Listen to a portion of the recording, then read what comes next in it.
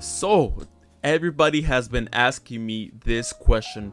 Yara, which one is better? Is Dragoon better? Is Destroy Phoenix Enforcer better? And finally, this is the video that you've all been waiting for.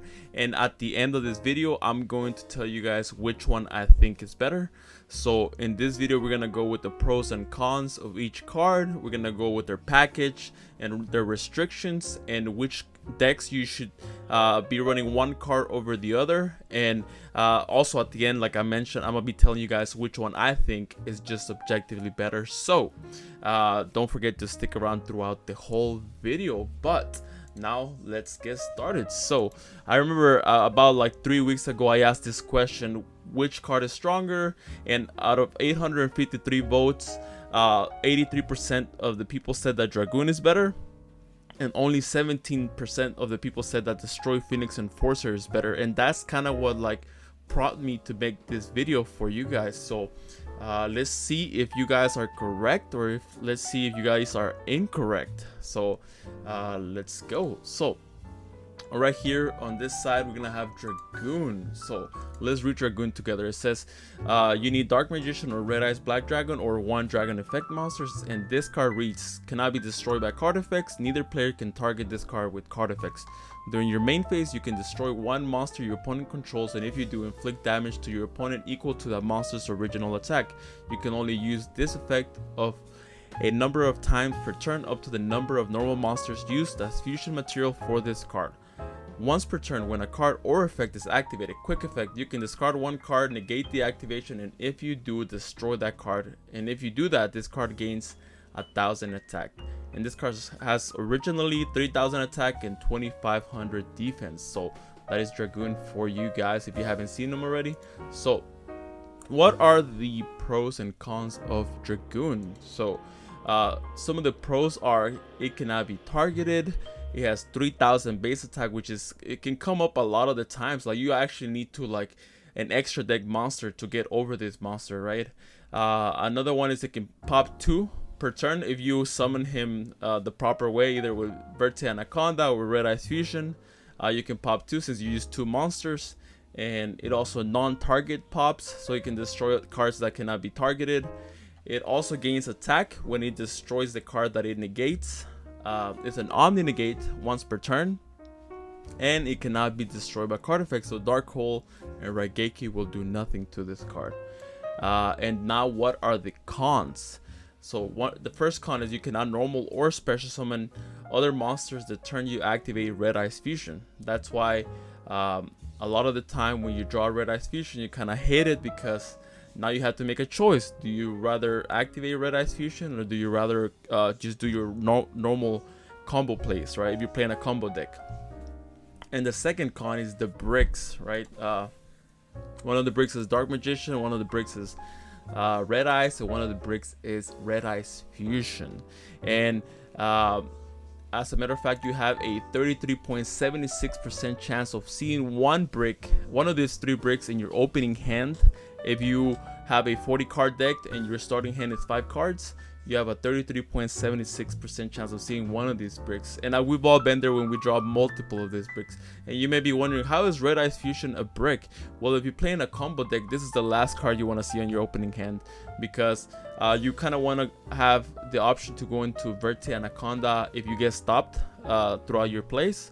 So if you draw this, you have to make the decision: do I activate Red Eyes Fusion, or do I just go with my regular combo plays? If you're playing something like Drytron or Phantom Knights. So and another con is if you get ashed on your Red Eyes Fusion, then you're still locked out of normal or special summoning. So that's a risk that you have to run. That's why it's on the cons section. So right, and so now let's go to the Destroy Phoenix Enforcer. And this card reads: one level 6 or higher hero monster plus 1 Destiny hero monster.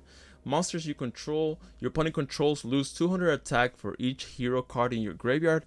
You can only use each of the following effects of Destiny Destroy Phoenix Enforcer once per turn. Quick effect: you can destroy one card you control and one card on the field. If this card is destroyed by battle or card effects, you can activate this effect: special summon one Destiny hero monster from your graveyard during your next standby phase. So And what are the pros and cons of Destroy Phoenix Enforcer? So one of the pros is a quick effect destruction, kind of like a Trident or a Chuchi, except it does not target. Another one is it can revive himself or another Destiny hero during the standby phase. Another one is that it lowers the attack of the opponent's monsters, and this can come in useful against decks like Drytron because Midionis kind of requires their monsters to be specific attack. So if their attack is being lowered, it can come in useful.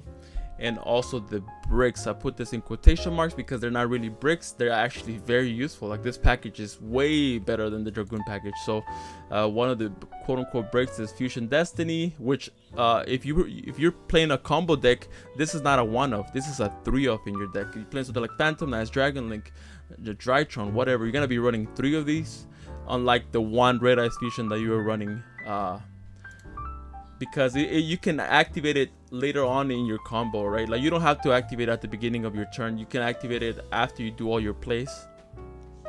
The Celestial, which is a draw 2 if you control no cards in your hand. Malicious, you can run this as well. It's an extender. Dasher, of course, is also, it can special summon a monster from your hand if you draw it. Once per duel. Or the Denier as well, which is also an extender, plus it recycles. So you just gotta pick which of the cards you want to be running for your Fusion Destiny package. But all of these cards, I mean, all of them are pretty freaking good, honestly. So compared to the Red Eyes Fusion package. So now what are the cons? The cons is that you cannot special summon monsters except Dark Hero monsters after Fusion Destiny resolves. So that's practically the only con, and I kept thinking, like, what are the cons of this card? And this is practically the only con that I can come up with. So yeah, you can still normal summon, so it's crazy. So now we are in the winner section. After I tell you guys who I think the best card objectively is, or the winner right now, I'm gonna tell you the reasons afterwards. And in case you haven't already guessed it, that's right, Destroy Phoenix Enforcer. I think this card is just superior, not just itself, like I think itself is better than Dragoon, but also the package. The package is so good, honestly, like on any combo deck or even control decks like Sky Striker. That's why on the OCG, Sky Striker Destroy Phoenix Enforcer is so popular, because you can just set all your cards and then you can just draw 2 with Celestial. So but the fact, like, this card is just simply insane. It's so hard to get rid of. Like, this card plus like having like 1 or 2 hand traps is usually enough to beat like most decks, because he's so hard to out. He's kind of like the Time Thief Redoer, which is just so hard to catch. Like he's so easy to get out of sticky situations. So and this card is like, you just have to keep dealing with him. You have to keep dealing with him. He'll just keep coming back. So so this is my reason. That, yeah, the first reason why I think Destroy Phoenix Enforcer is better is because the package is way superior, like miles ahead of the Dragoon package.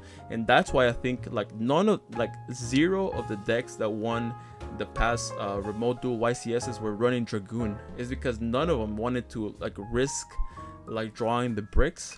Usually when you want to build a competitive deck, you want the less bricks as possible. That's why a lot of the top players, they say that they have the 1 brick rule, where like 1 brick is the max that they're willing to run in their deck, and the Dragoon package requires you to run 3 bricks, which is insane. 3 bricks. That's why like a lot of the decks that you will see like winning events, none of them are running Dragoon package, none of them.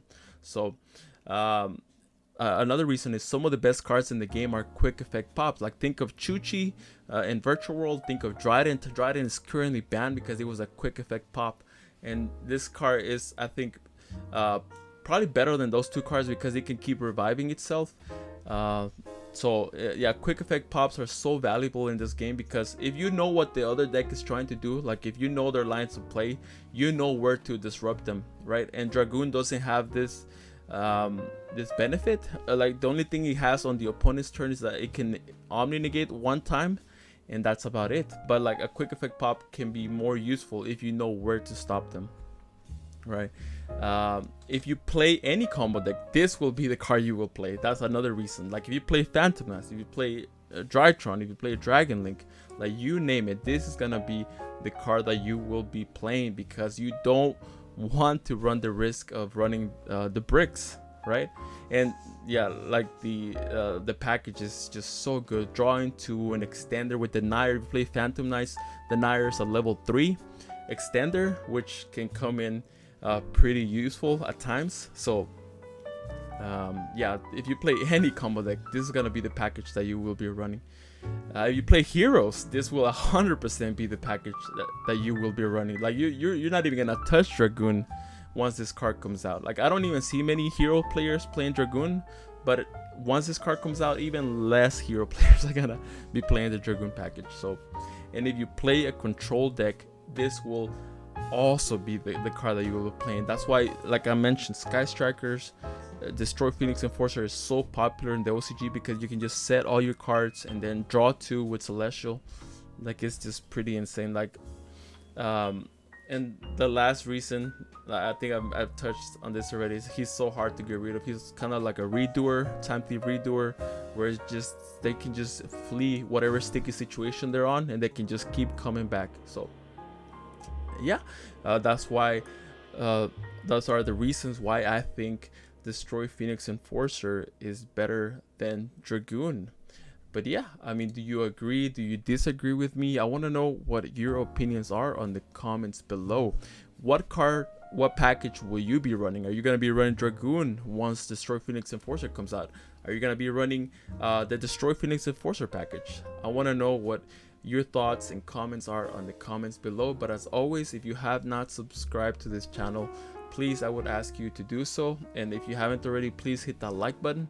It helps this channel out a lot with all the YouTube metrics and stuff like that. So yeah, as always, this was Yara here, and I will catch you on the next video. Take care.